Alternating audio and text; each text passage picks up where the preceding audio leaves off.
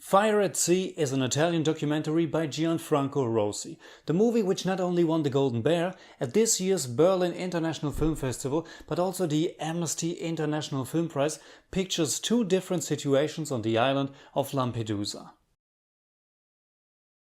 Your position. 33, Yes. 51. And then under.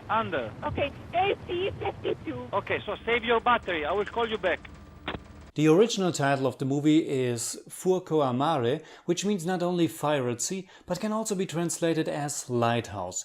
Lampedusa is a tiny island with a population of less than 5,000. It lies midway between Libya and Sicily, and it has become the first port of call for refugees from Africa and the Middle East before they can arrive at the European mainland. Over 100,000 people who are fleeing from terror and tyranny came over Lampedusa, of which more than 50,000 have drowned. It's as sad as it is unbelievable how many messages of drowning refugees are coming up every few weeks by now. The Middle Sea is becoming a mass grave, and Fire at Sea is one powerful documentary addressing this misery. Gianfranco Rosi only shows and of course edits his pictures, but he's not doing a commentary. There is no spoken voice of the filmmaker. Instead, Fire at Sea chooses the direct cinema form in which the filmmaker takes the position of an outsider and not intruding spectator, as if the camera and the act of filmmaking wouldn't have an effect on the world it is portraying.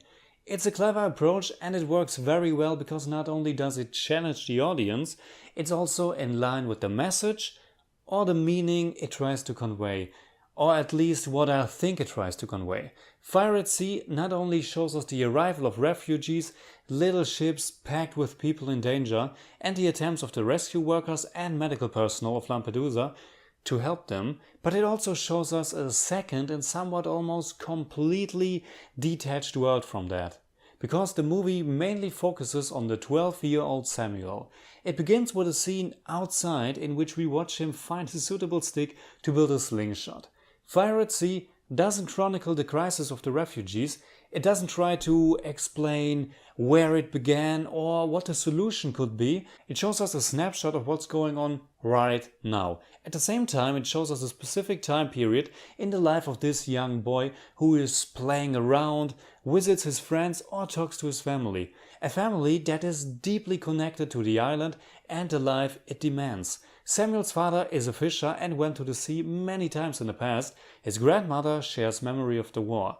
The life of the people on Lampedusa was always determined by the sea, and at this moment in time Lampedusa is connected with the refugees.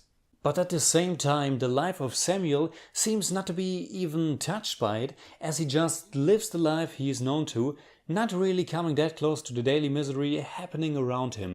Even in a place this narrow, it's possible to be almost unaffected by the sufferings of others. What does that mean for our daily lives, I question? The connecting tissue is Samuel's doctor, who is also closely involved in helping the refugees. This doctor is not only a key figure in the movie, but he was also one in making it.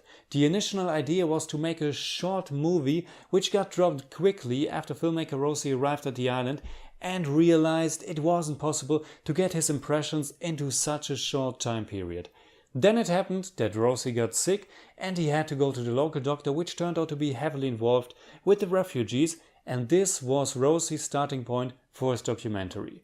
He then chose to move to Lampedusa for a full year in order to really understand and also feel what and how the things are happening there. What he brought to the screen feels real and natural, even though there are some docudrama touches with the little boy. Fire at Sea is a deeply human movie that lets the audience delve into the atmosphere of Lampedusa.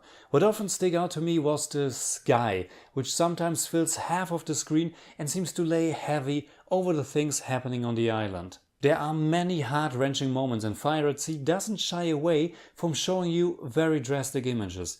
The most powerful moment for me was a scene in which a young man from Africa chronicles his struggle of survival by stringing together the words in a song as they come to his mind, from torture to his journey through the desert and over the sea. It's a Klagelied, a lamentation, and at the same time it's a song about surviving and moving forward. Alright, that was my short take on Fire at Sea by filmmaker Gianfranco Rosi. Please go check out this movie and afterwards tell me in the comments below what you think about it. And if you enjoyed this video, please give me a thumbs up, share, subscribe, whatever you like. You are not my